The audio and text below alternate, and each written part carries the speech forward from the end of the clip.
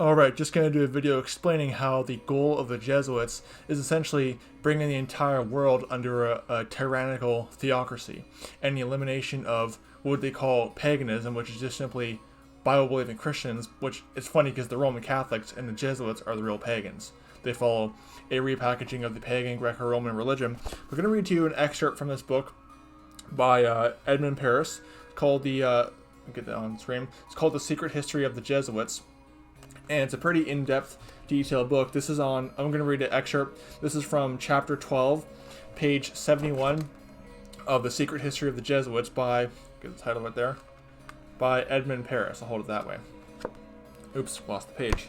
So this is page 71, chapter 12, about their conquest and essentially trying to turn the whole world into a Jesuit Roman Catholic theocracy. It says, the conversion of pagans has been the first objective of the Society of Jesus' founder, even though the necessity to combat Protestantism in Europe involved its disciples more and more, and this political as well as religious action, of which we just gave a short summary, became their main task. They so pursued the evangelization of distant lands. Okay? Now, I want to point something out. When they are combating Protestantism, yeah, some of the Protestants were being combated, but really they're trying to combat Bible-believing Christians. Basically, they're trying to evangelize these pagan lands. Meanwhile, they're trying to combat the Protestants at the same time, which includes Bible-believing Christians. But let's keep reading what it says. Their theocratic ideal is to bring the whole world under the Holy See's authority, required that they should go into all the regions of the globe in conquest of souls. Francis Xavier, one of Ignatius' first companions, who like him, canonized by the Church, was the great promoter of Asia's evangelization.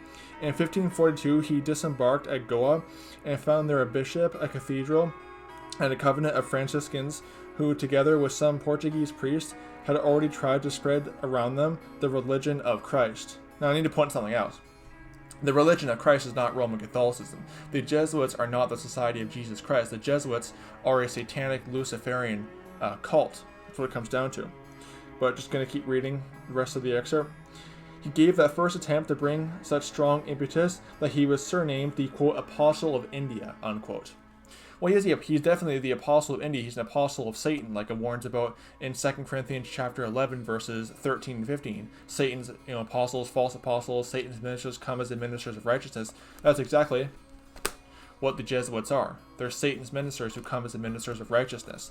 They do not adhere to God's holy word, the scriptures. They want to promote their satanic Jesuit religion all over the place. But again, we just read there, the goal of the Jesuits was to bring the whole world under a theocratical ideal under the authority of the Holy See, which is really just a see of Satanism.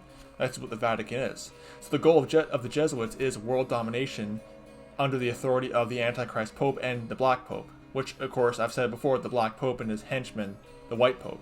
So I'll be coming out with some more videos exposing the Jesuit order because they are very satanic. I've done videos on them in the past, but I plan to do many more in the future because these wicked Satanists over the Jesuit order need to be exposed, rebuked, and warned against. So stay tuned for more videos, and I highly recommend this book, The Secret History of the Jesuits. It's very well documented, it has lots of good information. So anyway, don't be deceived, don't be fooled by the Jesuit order, and don't fall for their traps. May the grace of our Lord Jesus Christ be with all the brethren. Goodbye.